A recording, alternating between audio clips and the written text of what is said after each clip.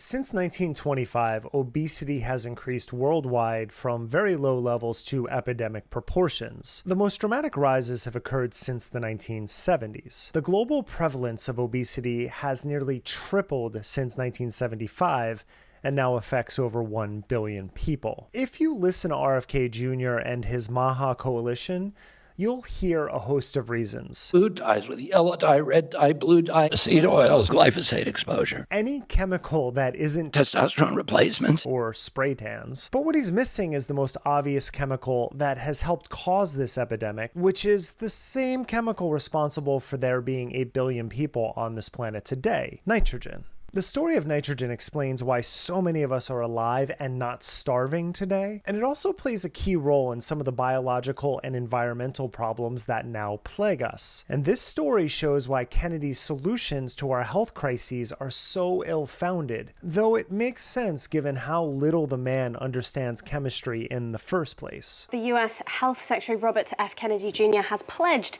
that the US will fight chemtrails. This all became clear to me while reading Thomas Hager's 2008 book, The Alchemy of Air. The book explores the groundbreaking work of Fritz Haber and Carl Bosch, two German scientists whose invention, the Haber-Bosch process, revolutionized the production of fixed nitrogen from atmospheric nitrogen. This created the fertilizer that's responsible for improving yields globally. Early in the book, Hager writes, "As a species, we long ago passed the natural ability of the planet to support us with food.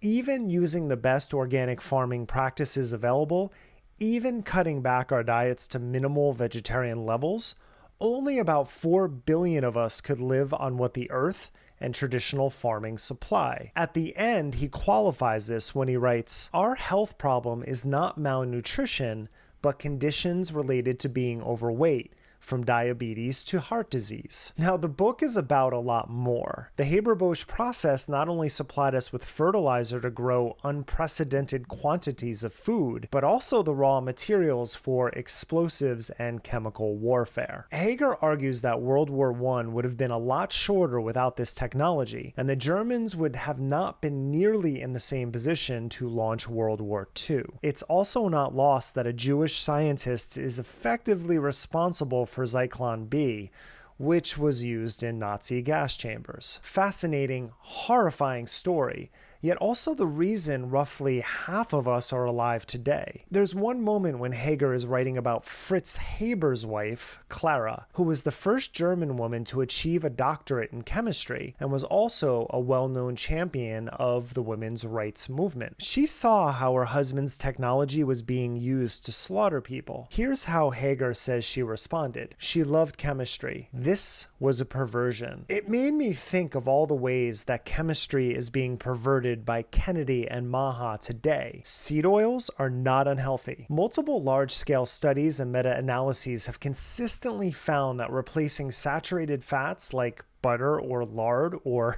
beef tallow with unsaturated fats from seed oils lowers LDL cholesterol. Higher intake of polyunsaturated fatty acids, particularly linoleic acid, which is an omega-6 found in seed oils, is associated with lower risk of cardiovascular disease and type 2 diabetes. Scientific evidence does not support the idea that omega-6 fatty acids in seed oils are pro-inflammatory. Only a small fraction of dietary omega-6 is converted into inflammatory compounds, and many studies show that higher omega-6 intake is linked to reduced inflammation. Then we have food dyes, which have a tiny effect on health. Typical dietary exposure for most people is below the levels causing harm in animal studies, and they are not driving chronic diseases. Nor are vaccines, which are some of the greatest public health interventions in history, and which Kennedy has been perverting for decades. There's no vaccine that is, safe and effective. You've said previously that no vaccine is safe or effective, which is... I've never said that. You did say that in a podcast interview in July. I've never said that. You did say that. America does have health problems, and some of them are caused by abundance, as Hager correctly identifies. But we're not the only country grappling with these issues, not in the outsized manner MAHA pretends is our reality. Plus, a whole lot of them are still the fault of lack.